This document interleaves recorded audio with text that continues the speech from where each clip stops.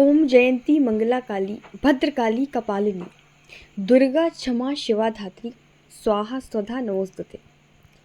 जय मां काली। दोस्तों, आप सभी को मेरा नमस्कार। कैसे हैं आप सभी? आशा है दोस्तों आप सभी स्वस्थ होंगे, खुश होंगे। माता काली का आशीर्वाद और उनकी कृपा सदैव आप पर, आपके परिवार पर बनी रहे। आप सभी स्वस्थ रहें, खुश रहें, माता रानी से यही प्रार्थना है। हम सब अलग अलग देवी देवताओं की पूजा करते हैं। कोई भगवान राम को पूजता है तो कोई कृष्ण को, कोई माता काली को पूजता है तो कोई दुर्गा को, तो कोई हनुमान जी को। कोई ईश्वर को मंत्रों के द्वारा मनाता है तो कोई भजनों के द्वारा। लेकिन जिसे कुछ भी नहीं आता वो बस हाथ जोड़ता है और ईश्वर को भावपूर्वक प्रणाम करता है। और देवी देवता भी आपके इसी भाव के, आपके इसी समर्पण के भूखे होते हैं। वो आपसे कतई नहीं चाहते कि आप घंटों बैठकर बस उनका ही नाम लेते रहो। वो बस आपके प्रेम भाव के भूखे होते हैं। आपके साथ भी आपकी भक्ति के दौरान कई बार ऐसा होता होगा कि जब आप अपने इष्ट की पूजा कर रहे होते हैं तो आपकी आंखों से झरझर करके आंसू बहने लगते हैं। आपका मन करता है कि आपको कोई रोके ना और आप बस ईश्वर के सामने बैठे रहें और जी भरकर रोते रहें। जो व्यक्ति अपना सब कुछ ईश्वर को सौंप देते हैं तो कितनी भी पूरी परिस्थिति, कितना भी परीक्षा का समय क्यों ना आ जाए, वो कभी भी अपने इष्ट से, अपने भगवान से सवाल नहीं करते कि आपने मेरे साथ ऐसा क्यों किया। वो सुख में भी खुश हैं, वो दुख में भी खुश हैं। वो कभी नहीं बोलते कि भगवान और कितनी परीक्षा लोगे। और यही है असली भक्ति।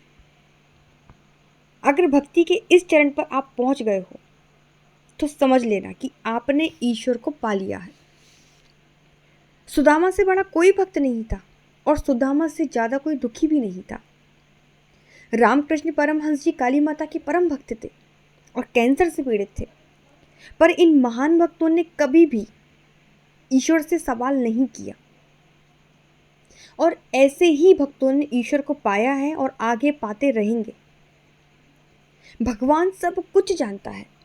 आपके हृदय में चल रही उथल पुथल, आपकी परेशानी, आपके हृदय की पीड़ा, आप मानसिक रूप से कितना परेशान हैं, आप शारीरिक रूप से कितना परेशान हैं, सब कुछ ईश्वर जानता है। आप भले ही किसी से कुछ ना कहें, ईश्वर से कुछ ना करें, कोई शिकायत आप ईश्वर से ना करें, पर भगवान परम अंतर्यामी है, सब कुछ जानते हैं। ऐसे में जब आप उनकी पूजा करते हैं, उनको दिल से याद करते हैं, तो आपकी आंखों से आंसू आने लगते हैं। और ये घटना ठीक उसी प्रकार होती है जैसे जब किसी बच्चे को चोट लगती है। आपने ये देखा भी होगा कि जब किसी बच्चे को चोट लगती है तब तो वो इतना नहीं रोता, लेकिन जैसे ही उसे उसकी माँ दिख जाती है तो वो बच्चा अपनी माँ की गोद में आकर बहुत रोने लगता है। उसे वो दर्द और ज़्यादा होने लगता है क्योंकि वो जानता है कि उसकी माँ उसकी तकलीफ़ को समझेगी और उस पर अपनी ममता लुटाएगी। ठीक इसी तरह देवी देवताओं के साथ होता है। हम अपने इष्ट से एक रिश्ता जोड़ लेते हैं। जैसे जिसकी माँ नहीं है तो वो देवी को माँ मान लेते हैं, उनसे माँ का रिश्ता जोड़ लेते हैं। कोई कृष्ण को अपना भाई बना लेता है, कोई लड्डू गोपाल जी को अपना बच्चा मानकर ही उनकी सेवा करने लगते हैं और जैसे बच्चे की सेवा की जाती है उस प्रकार उनकी सेवा करते हैं। और ये रिश्ते जो होते हैं ये दिल के रिश्ते होते हैं और हृदय के भाव से चलते हैं। आपने सुना भी होगा वो भजन, भगत के वश में है भगवान, जिसमें एक बुढ़िया माँ श्री कृष्ण जी को अपने बच्चे की तरह मानती हैं, बच्चे की तरह पालती हैं। और जब उस बच्चे को चोट लगती है, जब वो हाथ से गिर जाता है तो उसकी धड़कनें चल उठती हैं। ये है सच्ची भक्ति।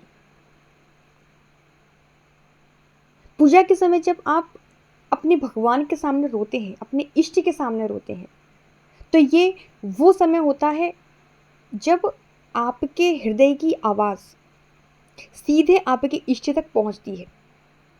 और जिस वक्त आप भगवान के सामने रोते हैं उस वक्त आपके इष्ट आपके पूजा स्थान पर, जहां आप पूजा कर रहे होते हैं, वो इष्ट वहां मौजूद होते हैं, जिनके सामने जाकर आपके आंसू अपने आप ही निकल पड़ते हैं। वो वहां उस समय साक्षात रूप में विराजमान होते हैं।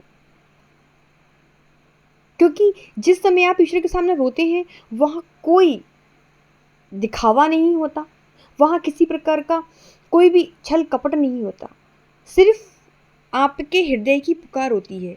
जो आप अपने दिल में ईश्वर के प्रति भाव रखते हैं वो सीधे आपके ईश्वर तक पहुँचते हैं, आपके इष्ट तक पहुँचते हैं,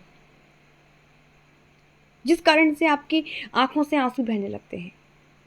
जब आप अपने इष्ट को एक मूर्ति या तस्वीर न मानकर सजीव रूप से देखने लगते हैं, जब आपको ऐसा लगने लगता है कि मेरे भगवान मेरे सामने बैठकर मेरी बातों को सुन रहे हैं, जब आपका संपर्क आपके सीधे इष्ट से होने लगता है, तब आपकी आंखों से आंसू आने लगते हैं और आपका हृदय फूट फूट कर रोने लगता है। ये भक्ति का वो चरण होता है जब भगवान आपकी हर प्रार्थना को स्वीकार करते हैं और आपके समस्त संकटों का निवारण करते हैं और आप भक्ति के अगले चरण में उस समय पहुंच जाते हैं। क्योंकि भक्ति के भी अलग अलग चरण होते हैं जिनसे हर भक्त को गुजरना पड़ता है और आखिरी चरण पर आपको ईश्वर की प्राप्ति हो जाती है। अब इस विषय में कई लोगों का ये भी कहना है कि जिन व्यक्तियों को ईश्वर के सामने रोना आता है या फिर जिनके आंसू अपने आप बहने लगते हैं, तो वो आंसू, वो रोना, वो नकारात्मकता के कारण होता है। जो आंसू निकलते हैं उसके माध्यम से उस व्यक्ति की जो नकारात्मक ऊर्जा होती है वो बाहर होने लगती है। पर मैं ऐसा बिल्कुल भी नहीं मानती, क्योंकि कोई भी नकारात्मक शक्ति ईश्वर के सामने टिक ही नहीं सकती। तो ईश्वर के सामने बैठकर रोना तो बहुत बड़ी बात है। ईश्वर के सामने बैठकर हर कोई नहीं रो सकता। ईश्वर आपके अंदर की बात जानता है। आप खुद से झूठ बोल सकते हैं लेकिन ईश्वर से झूठ नहीं बोल सकते। ईश्वर के सामने रोने के लिए चाहिए हृदय के भाव। इसलिए मैं इस चीज़ को नहीं मानती। उन लोगों का ऐसा मानना है कि वो रो रहे हैं तो उनके अंदर नकारात्मकता भरी पड़ी है, इसलिए उनको रोना आ रहा है।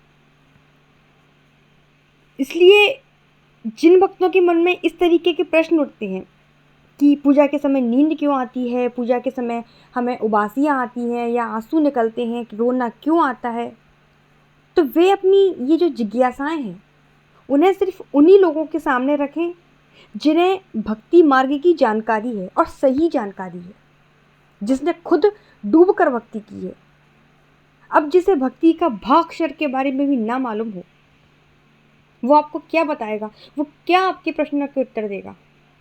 उल्टा वो व्यक्ति आपको भ्रमित कर देगा आपके भक्ति मार्ग से, और फिर आप भक्ति को छोड़कर एक नए प्रश्न का उत्तर ढूंढोगे कि मेरे अंदर कौन सी नकारात्मक ऊर्जा है, इसे कैसे बाहर निकालूं, मुझे कैसे ईश्वर की प्राप्ति होगी। इसलिए ईश्वर आपके अंदर है। किसी से भी इस तरीके के प्रश्न ना करें। अब पूछना है तो फिर ऐसे लोगों से पूछें जो आपको सही राह दिखा सकें।